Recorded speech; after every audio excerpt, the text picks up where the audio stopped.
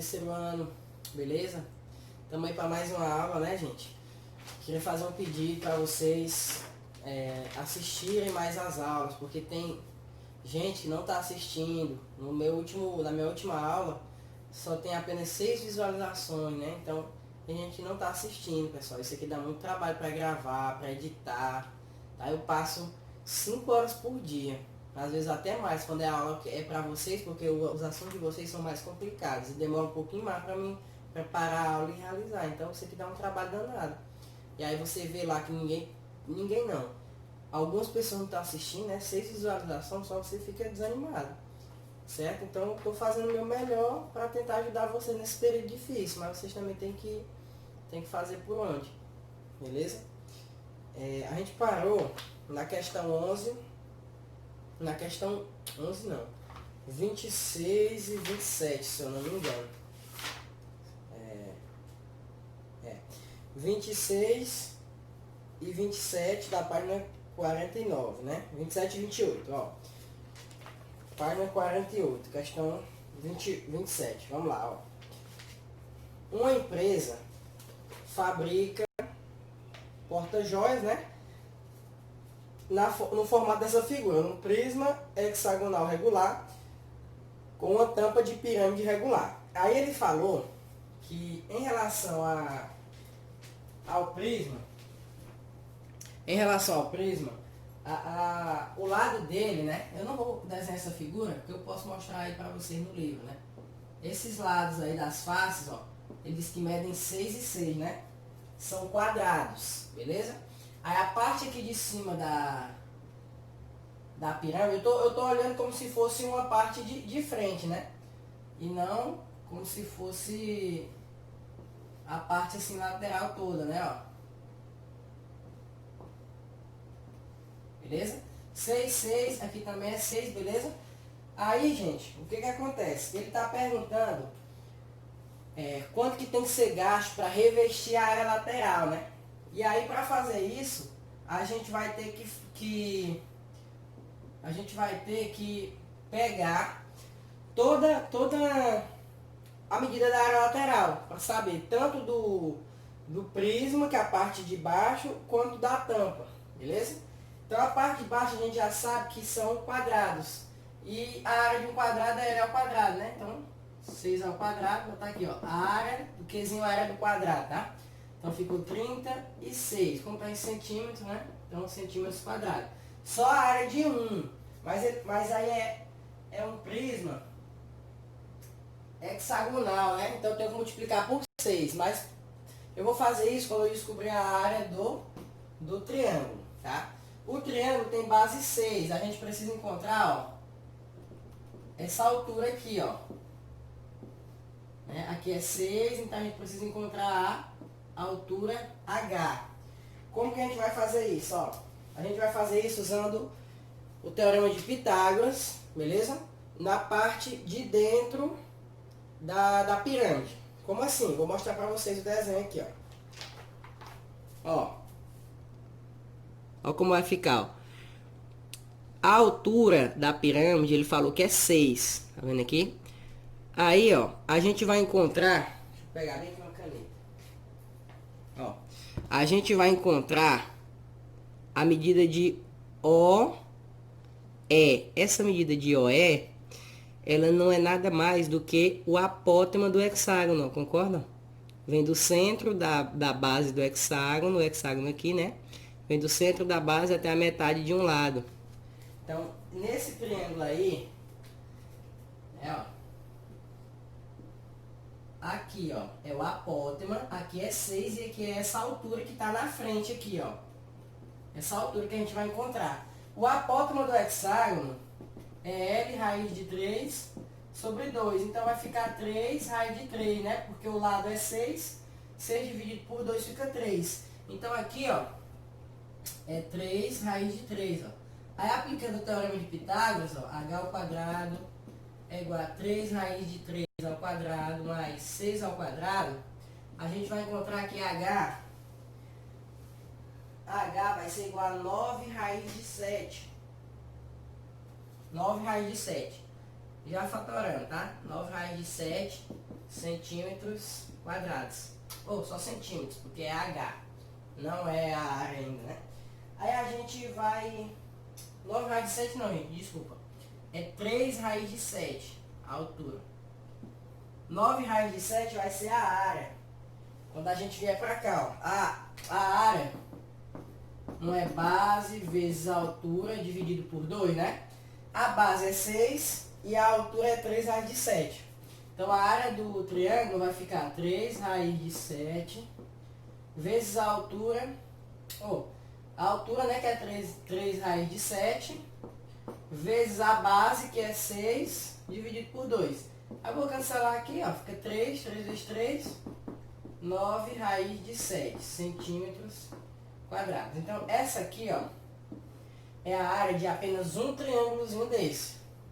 E essa aqui é a área de apenas um quadradinho desse. Então eu tenho que multiplicar por 6, né? Porque são 6 faces. Então vou botar aqui, ó. A área total, no caso, é 6 vezes 9 raiz de 7 mais 36, né? As duas áreas, tanto do triângulo quanto do quadrado. Aí aqui, se você evidenciar o 9, deixa eu ver as alternativas. As alternativas... vou ter que evidenciar o 9. Se eu evidenciar o 9 vem aqui pra fora, né? Vai ficar 6 vezes 9 aqui do lado de fora.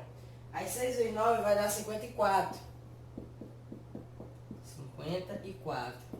Aí 36, se eu simplifiquei por 9, ficou 4. Mas, aí aqui eu simplifiquei por 9, o 9 sumiu, sobrou só a raiz de 7. Então a minha área é essa área total, que coincide com a letra E. Então a nossa resposta para essa questão é a letra E. Pessoal, vamos lá para a questão 28, ó. Questão 28, ele disse assim: um cubo de aresta. É uma figura um pouco também difícil de desenhar.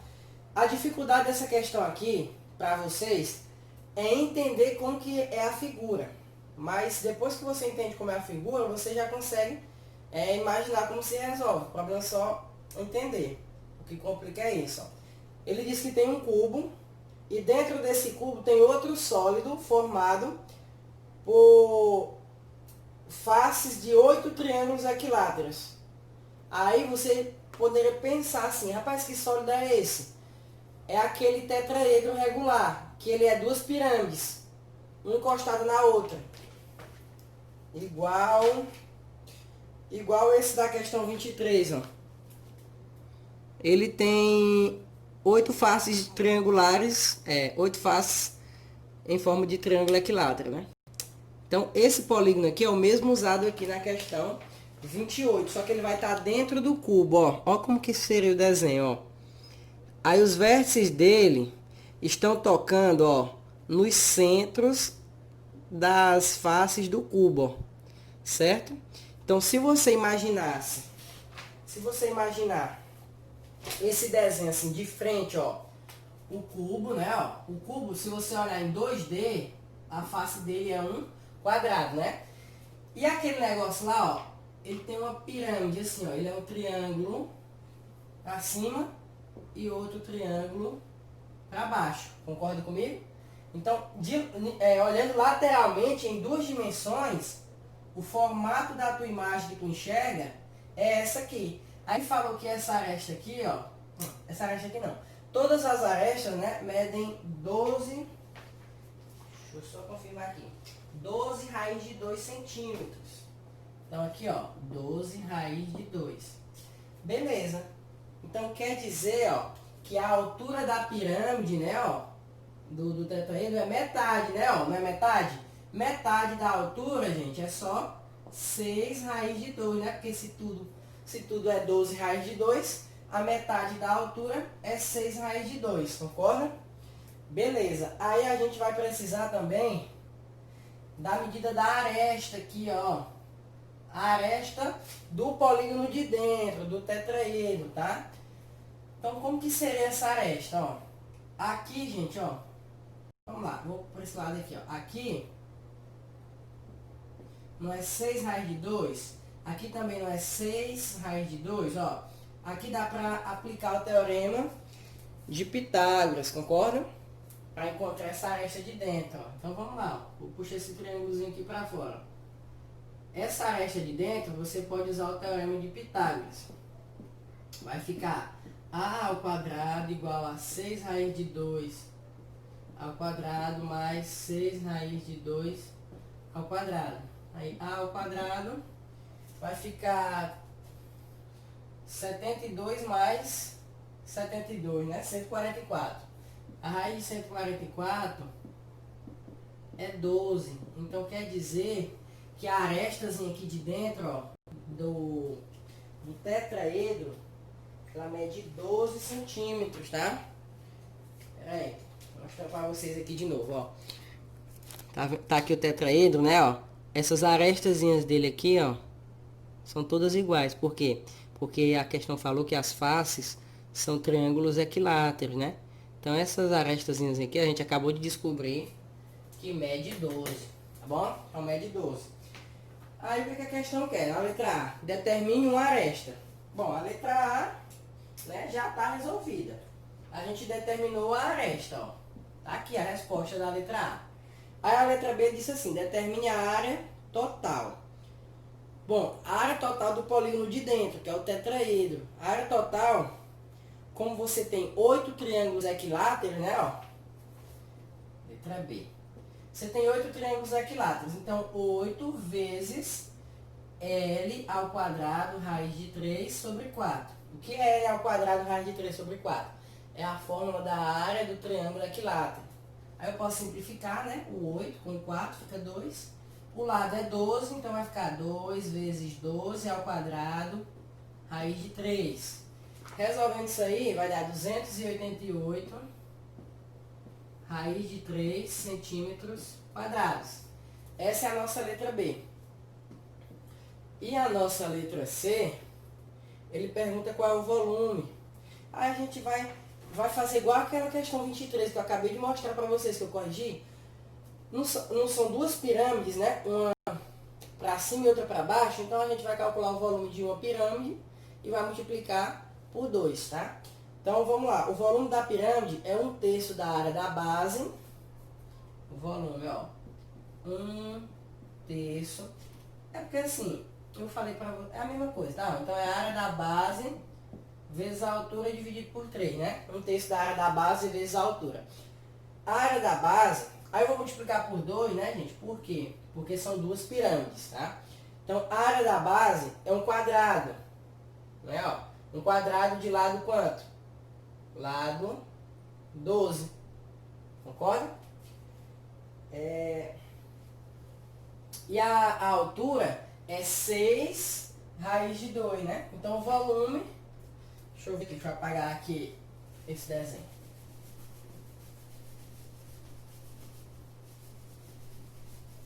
O volume vai ser igual a área da base, que vai ser 12 ao quadrado.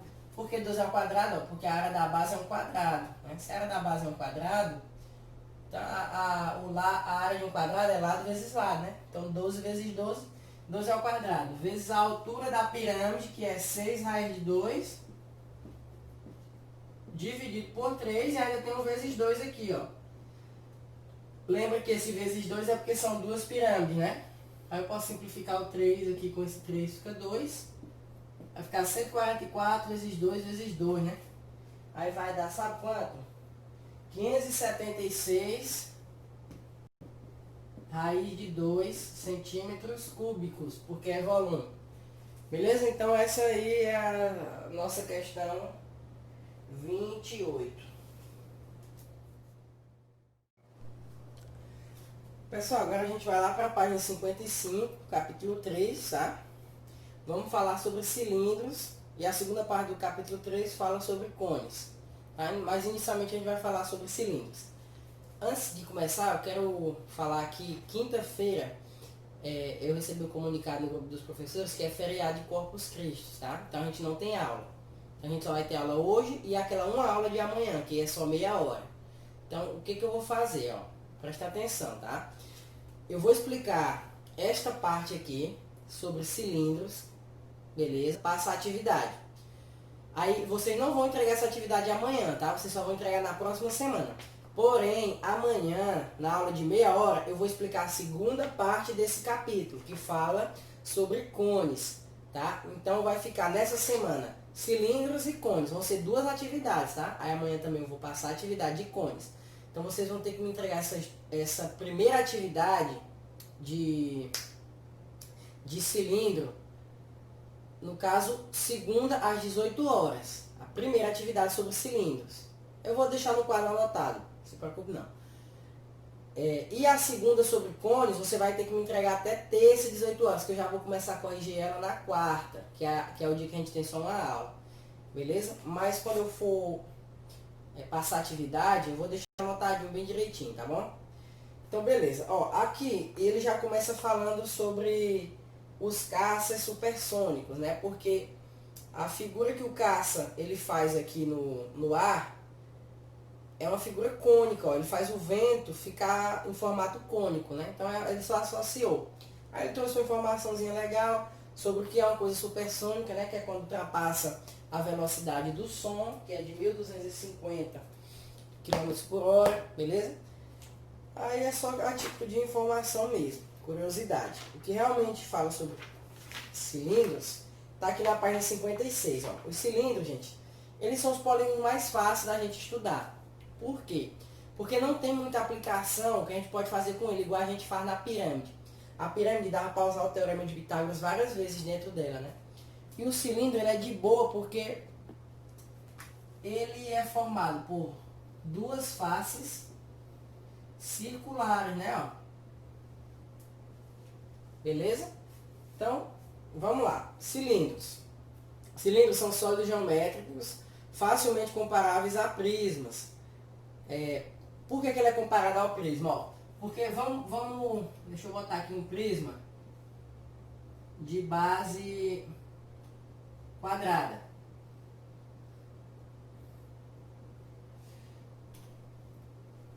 Para você ver uma coisa, ó.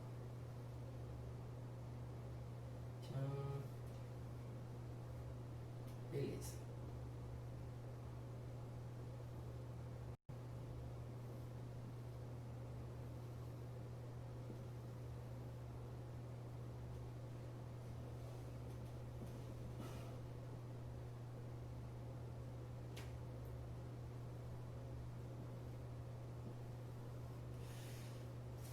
Bom, acho que tá bacana. Ó, aqui é o cilindro e aqui é o prisma. Qual a diferença entre eles? É a mudança da base. Né? A base do cilindro ela é sempre circular. Então, a área de um círculo, né? Ó, lembra que a área de um círculo é π vezes o raio ao quadrado. Por que ele é simples? Porque vai ser sempre um círculo. Aqui a base pode mudar, lembra que ela pode ser triangular, quadrangular, pentagonal, hexagonal, não é? Então tem muitas aplicações para os prismas, mas para os cilindros eles são mais simples porque a base é sempre um círculo, é sempre a mesma. Beleza? Então, como aqui na página 56 vem falando, eles são facilmente comparados a prismas. Aí ele fala, ó, se empilhar bolachas de papelão, dessas que colocamos embaixo dos copos de sabonete, formaremos pilhas de bolachas que poderão ser comparadas a sólidos como prisma, se as bolachas forem quadrangulares, e cilindros se as bolachas forem redondas. Tipo, você pega aquelas negocinhos que você bota o café, né, em cima, para não queimar o plástico da mesa. Enfim. Aí você empilha várias, né? Está trazendo só uma analogia. Então você pode formar um cilindro, se for circular, e se for quadrado, você pode formar um prisma, né? Isso aqui é óbvio, besteira. Aí a definição, ó. A definição, seja C, vamos ler aí comigo. Seja C um círculo contido num plano alfa. E AB um segmento que une suas extremidades, pertencentes a alfa. Cilindro circular é a união de todos os segmentos paralelos e congruentes a AB. Ou seja, ele pegou, ó, um segmento da face lateral, por exemplo, aqui, ó. Aí chamou de A e B. Deixa eu apagar aqui essa fórmula. Depois eu coloco de novo. Aí esse segmento AB, ele tem vários outros segmentos paralelos a ele, não tem não, ó? O CD, por exemplo, ó. Vários outros, a fim de que quanto mais segmentos você traça, mais você vai fechando o seu cilindro, beleza? Aí, ó, que tem suas extremidades em C e estão contidas no mesmo semi-espaço em que está contido o segmento AB. Ou seja, os outros segmentos que a gente pode traçar aqui, eles estão contidos no mesmo semi-espaço de que está contido AB. Então, eu posso traçar infinitos aqui até fechar o nosso cilindro, né? Então, essa é a definição básica de cilindros, beleza? Aí a gente vem aqui para os elementos, tá? Ó. Aqui, assim como em todos os polígonos, você tem o cilindro oblíquo, que é o tortinho, e o cilindro reto, beleza? Então ele traz isso aqui para a gente, os elementos do cilindro, dando como exemplo o cilindro oblíquo, mas são os mesmos elementos do cilindro reto, tá bom? Então vamos lá, ó. O cilindro, ele tem as bases, obviamente acho que todo mundo já se ligou, as bases C1 e C, que é círculo, né? E tem um raio dentro do círculo, e dois raios formam o diâmetro, beleza? Aí, ó, ele trouxe aqui, ó. Aqui é o centro, tem a altura do cilindro, isso aqui é o eixo. O que que é o eixo, gente? Vamos lá. Deixa eu apagar aqui esses segmentos. Vamos explicar o que que é o eixo. O eixo, ele é aquele segmento que une os centros. É importante você pegar isso aí, tá? Ó. Ele une os centros das faces, beleza? Por exemplo, aqui, ó, esse centro aqui desse círculo superior com o centro do círculo inferior. Isso aqui, tá? É o que a gente chama de eixo do cilindro, tá bom? Esse segmento que une os centros das bases, beleza? Aí o que mais que ele traz aqui pra gente? A geratriz, ó. A geratriz é esse segmentozinho aqui que fica sobre a face lateral. Esse segmento do ladozinho aqui que a gente enxerga, né, ó? Vou chamar aqui de AB. Então, isso aqui, ó, esse segmentozinho aqui, ele é chamado de geratriz, tá bom? Geratriz do cilindro, beleza? Terceiro quadradinho aí. Ó, qualquer segmento paralelo ao eixo, com extremidades nas circunferências das bases, é chamado de geratriz. Qualquer segmento que tu pegar aqui, ó, que está sobre a linha da circunferência da base de cima e vir até a base de baixo, é chamado de geratriz. Ou seja, qualquer segmento que une as bases, né? Então é bem simples. Aí, aqui a gente está falando sobre os centros, ó, né? Chamou de O. A altura, todo mundo tá ligado na altura. E aqui, o eixo, que eu já acabei de falar, né? Aí aqui ele trouxe, completou tudo, né? Em uma só figura, certo? Aí a gente vai falar aqui, ó. Vamos falar desses três pontinhos aqui. Que é a mesma coisa que você já está acostumado dos outros polígonos. Dos poliedros, quer dizer. Ó, a área de uma base deve ser indicada por AB, a área lateral por AL, e a soma de todas as áreas é chamada de área total, é o A e o Tzinho, né? Beleza, aí tem a secção transversal, ó. Chama-se secção transversal a intersecção de um cilindro com um plano paralelo à sua base. Ou seja, tem um cilindro e ele foi cortado por um plano. Tá? Ele foi cortado por um plano. Ó. Pegou o cilindro, ó, cortou por outro plano que está paralelo à sua base. Então, quando fez esse corte aí, ó, o que que formou? Formou um círculozinho aqui no centro, não foi, ó? Porque ele cortou o cilindro. Então, isso aí é chamado de secção transversal, ó. Quando passa um plano no meio do cilindro e corta o cilindro. Aí, essa região aqui que foi cortada, ó, é chamada de secção transversal. Beleza? Os cilindros, gente, são são os polígonos mais simples da gente estudar, os que menos dão trabalho. E aí, gente, esse círculo que foi formado aqui, né? Obviamente ele é congruente à base, ele é igualzinho às bases, né? Tranquilo. Aí aqui na página 57 a gente vai falar, eu vou tentar colocar no final do vídeo, eu não sei se pode. Eu vou, assim, pegar um vídeo de outro canal, né? Outra pessoa que botou e colocar no final do vídeo. Não sei se vai bloquear o vídeo.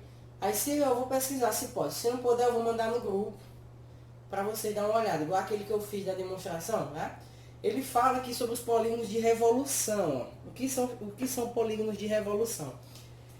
É assim, ele é formado através de vários giros de 360 graus de um polígono. Por exemplo, o cilindro, ele pode ser observado pelo giro de um retângulo ao redor do seu eixo. Como assim? Não tô entendendo.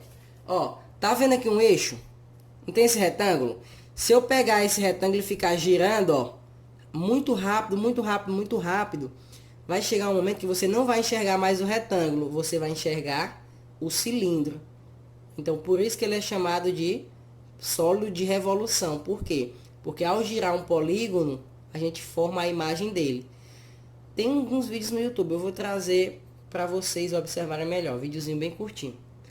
Que ele pega isso aqui, bota num negócio lá que gira, aí você consegue enxergar a figura poliedro, figura geométrica, tá?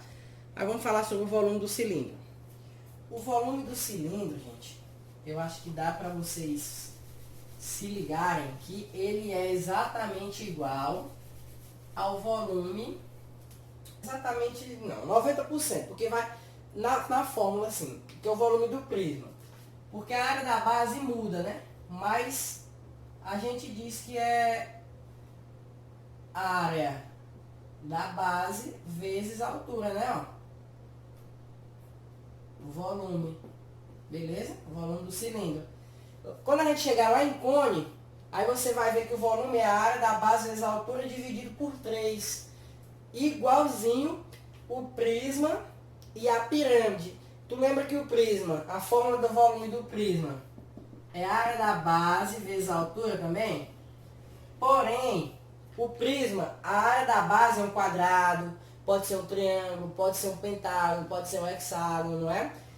E aqui a área da base é sempre um círculo. Por isso que a gente vem aqui e faz logo isso, ó. Que é a área da base? Π r ao quadrado vezes h. Então a gente define o volume do cilindro desse jeito, ó. Aqui é a altura, né? A altura aqui do cilindro.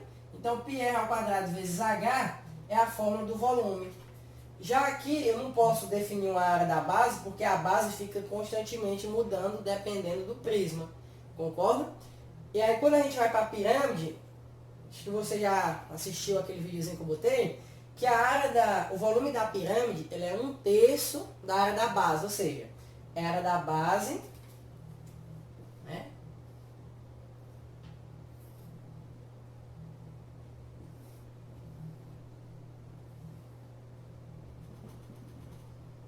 Ela é a área da base, o volume da pirâmide, ó, vezes a altura dividido por 3. Por quê? Porque pelo princípio de Cavalieri, ela preenche a terça parte do cilindro, do prisma. E o cone, ele é a terça parte disso aqui também, ó, porque o cone, ó, ele tem a base circular também, ó. A gente vai chegar lá, vou explicar melhor quando chegar lá. Ele também tem a base circular. Então se você, aquele chapéuzinho de aniversário, né, ali é um cone. Então se você pegar pelo princípio de Cavalieri também, o cone, ele ocupa 1/3 da base do cilindro.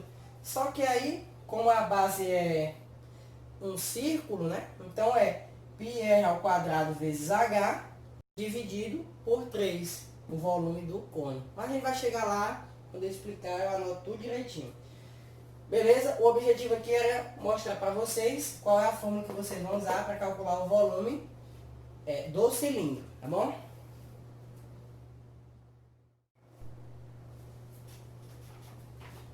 Pessoal, a página 57 aqui, ó, a gente vai continuar falando sobre a secção meridiana, beleza? Secção meridiana, ela é muito parecida com a secção transversal. Qual a diferença? A secção transversal, ela pega o cilindro, né? Secção transversal, ela pega o cilindro e corta ele de maneira horizontal, beleza? Já a secção meridiana, ela corta o cilindro de maneira vertical, tá? Ó, corta o cilindro assim, ó, beleza? De cima para baixo, mas ela não corta em qualquer lugar. Ela corta aqui, ó, exatamente no meio aqui do círculo, tá? Ó, fazendo com que o corte fique exatamente sobre a secção, sobre a secção não, sobre o eixo. Então, ela faz o corte aqui, ó, tá? Exatamente aqui sobre o eixo, ó. Pam, ela faz esse corte, certo? Quando ela corta aí o plano, como é que fica a figura? A figura planificada, né? Fica como se fosse um retângulo, beleza? Ó, então, quando é traçado a... Deixa eu desenhar bem aqui melhor. Quando você traça a secção meridiana,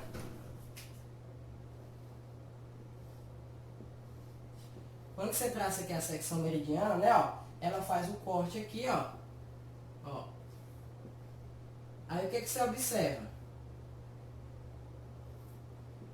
Ó, que figura foi essa que eu vou coisar aqui de azul? Passar de azul. Ó. Ela cortou um retângulo, concorda comigo? Ela corta um retângulo. Aí esse retângulo, ele mede o quê, ó? Isso aqui é a metade disso aqui, não é um raio? Então isso aqui mede dois raios, né? Porque é o diâmetro, concorda? A base do retângulo é 2 vezes o raio.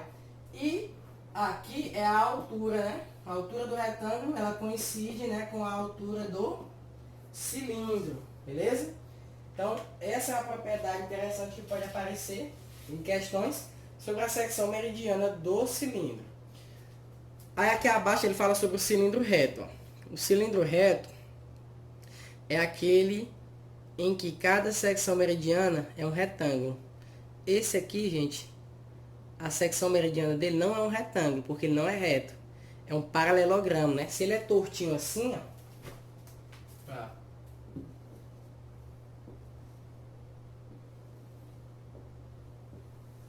Ó, quando você corta aqui, né, ó.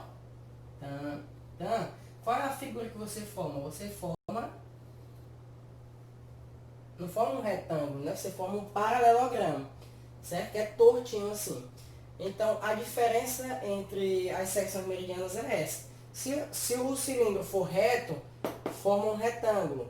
Se o cilindro for oblíquo, tortinho, forma um paralelogramo.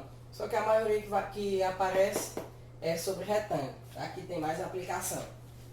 Aí passando aí para a página 58,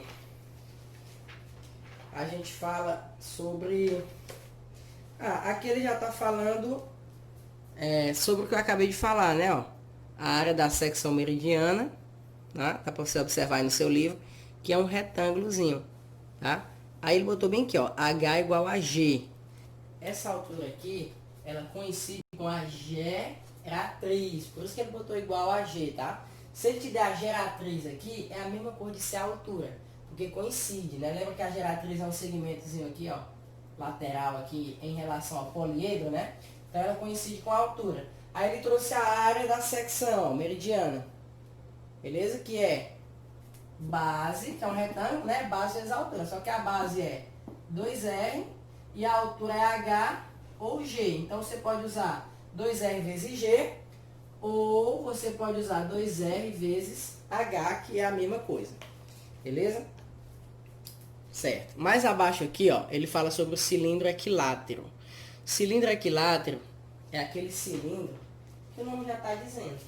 Ele é todo igual. Ou seja, se você traçar a secção meridiana, a altura vai ser igual ao diâmetro. Tá? Então, o cilindro equilátero é um cilindro em que a altura ela é igual ao diâmetro. Ou seja, a altura mede 2 vezes a medida do raio. Como assim, ó? Cilindro reto. Ó. Aqui é o raio, né, ó? Aqui é o raio. Então quer dizer que isso aqui é o diâmetro que mede 2 vezes o raio. E aqui é a altura, né, ó? Então, se o diâmetro coincidir com a altura, se a altura também medir 2R, então esse cilindro ele é considerado equilátero. Por exemplo, se o raio for 5 e a altura for 10. Ó, se o raio for 5, significa que aqui é 5 e aqui é 5. E a altura for 10, ó. Então aqui é 10 e aqui é 10, ó. Então, se você traçar a secção meridiana aqui, ó, em vez de formar um retângulo, vai formar um quadrado de lado 10, no caso 10, 10, né? Então formou um quadrado. Então qual é a diferença do triângulo, do cilindro equilátero para o cilindro reto? A secção meridiana do cilindro equilátero é um quadrado e a secção meridiana do cilindro reto é um retângulo, beleza? E aí o que define o cilindro equilátero é que o diâmetro da base é igual à altura, beleza? Pessoal, agora eu queria só lançar bem aqui uma atividadezinha que é igual eu falei pra vocês, eu não sei se eu falei, acho que eu falei. Que eu vou, em algumas aulas eu vou lançar uma atividade para você me entregar, né? Você vai gravar com o seu celular, você respondendo essa atividade. Um videozinho de 2 a 3 minutos, tá? Você pode explicar ali mesmo, só com passo a passo, sem precisar estar escrevendo. Então o que eu quero que vocês façam? Eu quero que você me explique a questão 20...